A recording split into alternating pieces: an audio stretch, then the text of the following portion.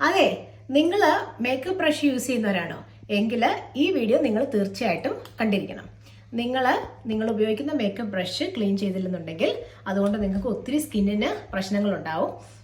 അപ്പം ഇതെങ്ങനെയാണ് കഴുകുന്നതെന്ന് ഞാൻ കാണിച്ചു തരാം.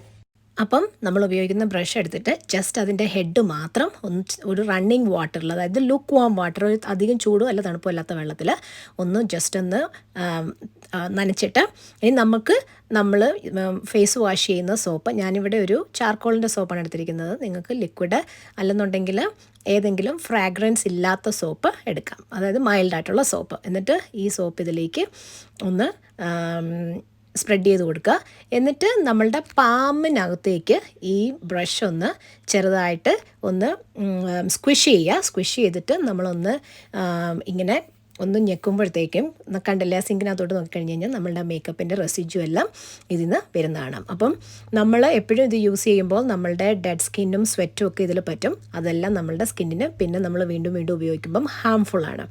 അപ്പം ഇത് കഴുകി കഴിഞ്ഞതിന് ശേഷം ഇതൊരു ഡ്രൈ ക്ലോത്തിലേക്ക് ഇങ്ങനെ വെച്ച് ഓവർനൈറ്റ് നമ്മൾ ഡ്രൈ ചെയ്യും. എല്ലാവരും ഇതുപോലെ ഇത് ക്ലീൻ ചെയ്ത് വെക്കുക, നമ്മളുടെ സ്കിന്ന് ക്ലീൻ ആക്കി വെക്കുക. ആക്നേസും അതുപോലെ സ്കിൻ റാഷസും ഒക്കെ അവോയ്ഡ് ചെയ്യാൻ ഒത്തിരി സഹായിക്കും. അപ്പം ഇത്രയേ ഉള്ളൂ.